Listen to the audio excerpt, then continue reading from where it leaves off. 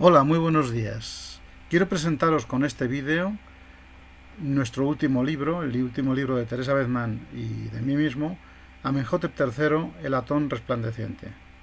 Esta obra es muy importante que la conozcáis, porque en ella se exponen nuevas teorías muy revolucionarias, muy novedosas, sobre el reinado de este faraón, el noveno de la dinastía decimoctava, al final del Imperio Nuevo, durante el cual se gestaron y se llevaron a cabo una serie de hechos que desencadenaron la llamada Revolución Amarniense, la revolución del atón viviente sobre la Tierra.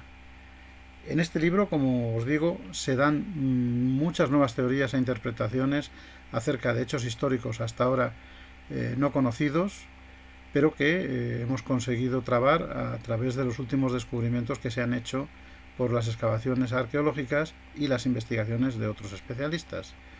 A título de ejemplo, en este libro se trata sobre la tan discutida paternidad de Tutankamón, que hasta ahora se ha mantenido que fue hijo de Nefertiti y de Ajenatón, lo cual no es cierto a la vista de los descubrimientos que hemos hecho. Es un tema que es muy interesante, pero solamente uno de los que contiene este libro.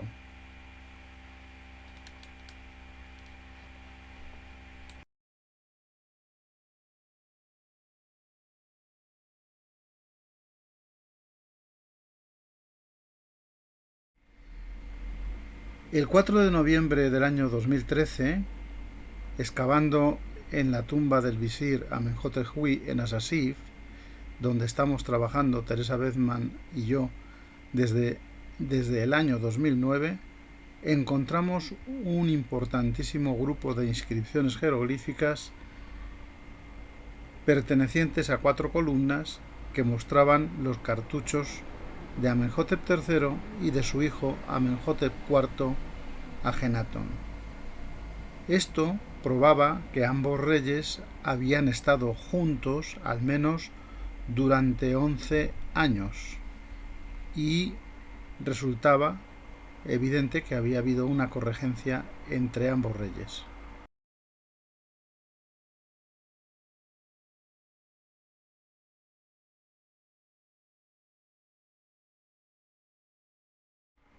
Así, a la vista de este descubrimiento, se imponía la revisión de los acontecimientos históricos de los periodos de Amenhotep III, Ajenatón y Tutankamón, durante los cuales se llevó a cabo la primera revolución conocida de la historia y la llamada creación del monoteísmo. Aquí podéis ver un cuadro de sincronía entre los reinados de Amenhotep III, Amenhotep IV, Semeneskare y Tutankamón.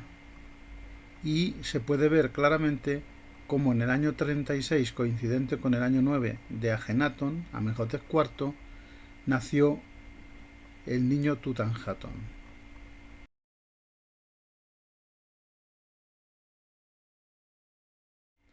Pero volvamos al reinado de Amenhotep III. Subió al trono a la muerte de su padre, Tutmosis IV, con una edad de unos 11 años, y la primera parte del reinado estuvo bajo la regencia de su madre, la madre real Mut-Emuya.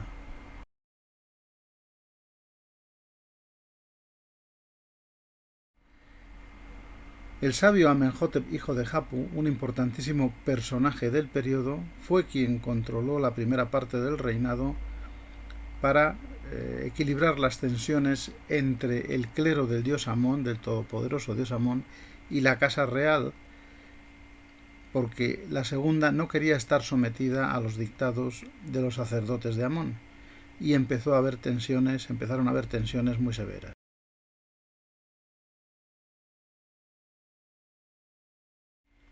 Al principio del reinado, Amenhotep III se dedicó a hacer grandes obras en favor del dios Amón, como era tradicional, y se encuentran muchos monumentos suyos que acreditan esa situación.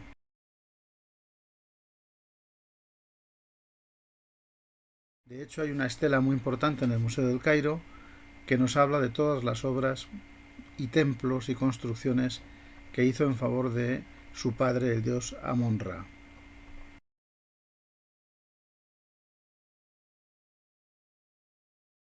El templo de Luxor es una de las más importantes y allí se pueden ver ya en la construcción influencias solares de las nuevas ideas religiosas que estaban empezando a imperar en el reinado de Amenhotep III.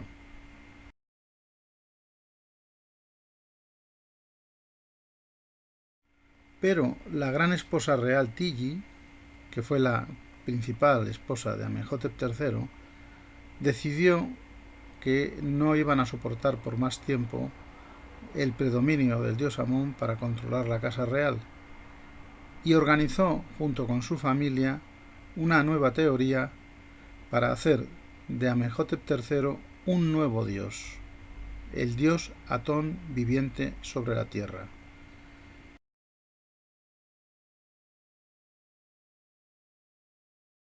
En esta tarea colaboraron el hijo de Tiji, Amenhotep IV, después Ajenatón, que se casaría con Nefertiti, quien también colaboró en esta tarea. Nefertiti era sobrina de la gran esposa real Tiji y por tanto pertenecía a la familia de origen medio mitanio que se había introducido en la casa real y que hizo un gran esfuerzo por controlar a los sacerdotes de Amón.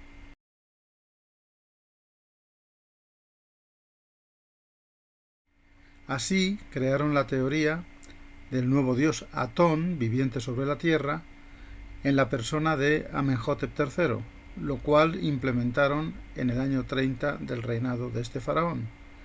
El rey se identificó con el sol mismo, como se ve en la estatua, que le representa en la forma del dios Atum, que es una de las formas solares más antiguas del dios Ra. Y al mismo tiempo se concibió la idea de que en su cuerpo viviente iba a residir el espíritu del dios Ra. El bloque que tenemos a la izquierda nos muestra cómo en dos cartuchos, que están indicados para los nombres reales, lo cual nos indica que se estaba hablando de Nemaerra, se pone el nombre teológico del nuevo espíritu del dios Ra que reside en el cuerpo del Atón viviente Amenhotep III, Nemaerra. En él se dice algo así como que viva Rajorakti de los horizontes, que se regocija en el horizonte en su nombre de Shu, que está en el disco, que está en el Atón, es decir, que está en el Atón viviente Nemaerra.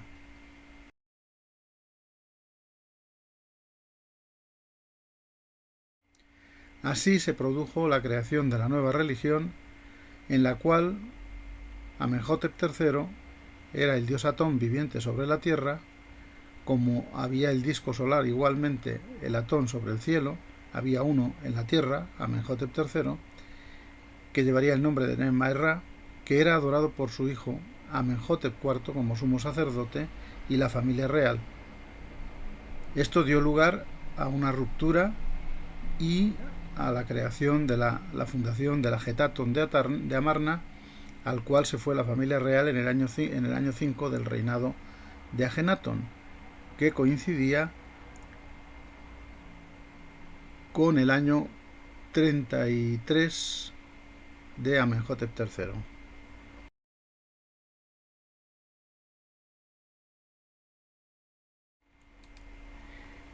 En el año 30 de su reinado, Amenhotep III celebró su primer jubileo y con ese motivo desposó como gran esposa real a su hija primogénita, Satamón.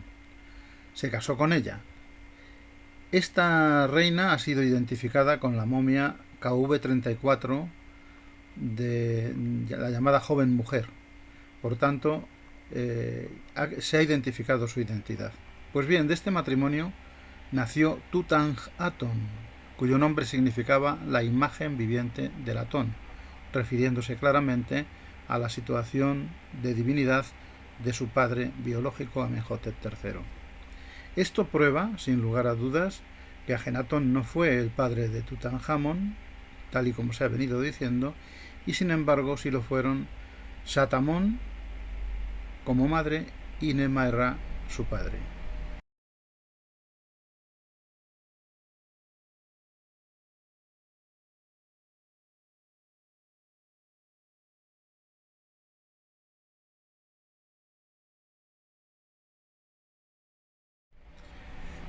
Nacido el niño, no fue llevado a Amarna, sino que sabemos que fue probablemente llevado a Menfis o a algún otro lugar fuera de la ciudad de Amarna, de Agetaton, porque conocemos la tumba de su nodriza Mayati, enterrada en Saqqara, la necrópolis de Menfis, donde el faraón está representada con ella como nodriza suya que fue.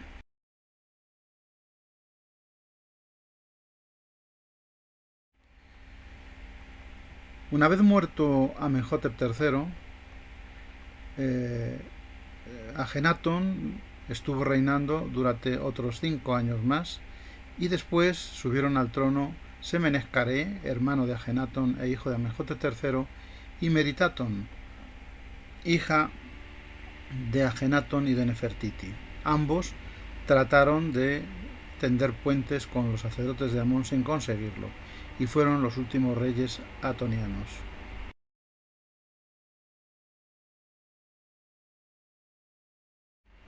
Desaparecidos estos, subió al trono Tutanhatón, que cambió su nombre por el de Tutanhamón.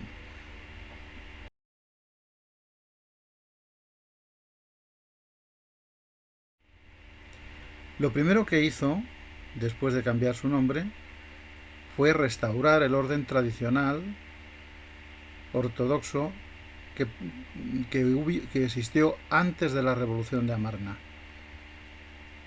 Esto nos da la clave o una de las claves de la confirmación de la paternidad de Amenhotep III sobre este faraón.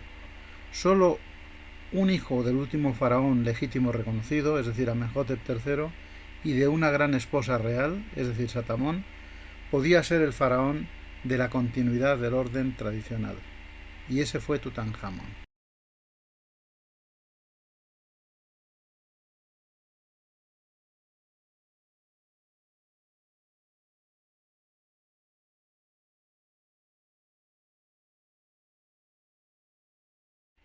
De hecho, en su tumba se encontraron piezas como este colgante con la efigie de Amenhotep III niño, es decir, del padre de Tutankamón, como un relicario o recuerdo de quién fue su padre.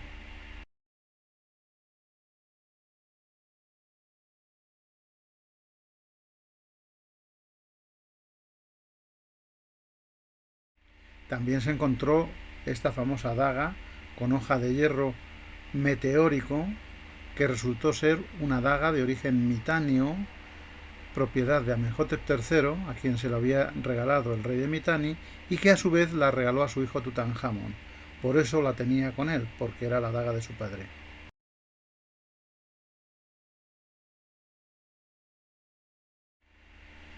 Otro documento muy importante es este instrumento astronómico que está en el Instituto Oriental de Chicago, que fue construido en tiempo de Tutmosis IV, padre de Amenhotep III, y sus inscripciones se completaron en tiempo de Tutankamón. Y allí se dice, el buen dios Tutankamón ha restaurado el instrumento astronómico del padre de su padre, es decir, su abuelo, el rey del Alto y del Bajo Egipto, Menjeperurra, hijo de Ra, Tutmosis IV. Esto quiere decir que no solamente reconoce a Amenhotep III como su padre, sino que reconoce a Tutmosis IV, el padre de Amenhotep III, como su abuelo, con lo cual queda demostrada la línea familiar a la que pertenecía Tutankamón, siendo su abuelo Tutmosis IV y su padre Amenhotep III.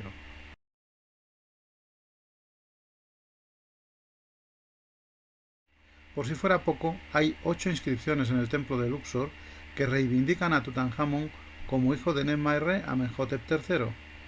En una de ellas, como vemos, se dice Nebjeperurre, dotado de vida, establemente unido a su padre, el rey del Alto y del Bajo Egipto, Nebma-Erre. Es decir, Tutankamón se declara hijo biológico de Amenhotep III y sucesor suyo, por lo que continúa sus obras en los templos donde ya el padre había actuado.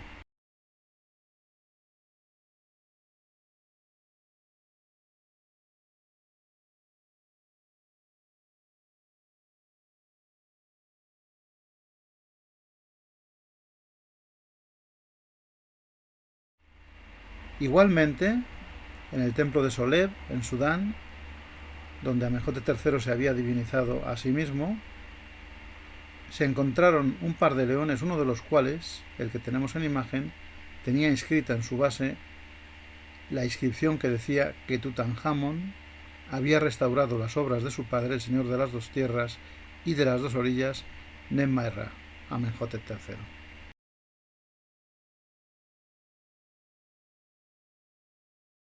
Todo esto os lo explicamos en nuestro libro Amenhotep III, el Atón resplandeciente, anatomía de un reinado. Por eso os recomendamos vivamente que lo compréis, porque podréis descubrir no solamente estas noticias y estas novedades sobre el periodo de Amenhotep III y de Amarna, sino muchas otras novedades y descubrimientos que hasta ahora no se habían publicado.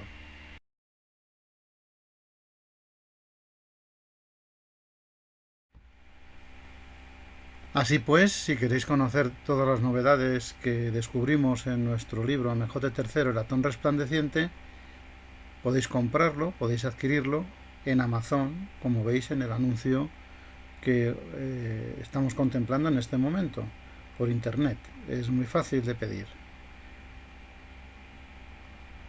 No olvidéis suscribiros a nuestro canal de YouTube y dar al me gusta si os ha gustado este vídeo.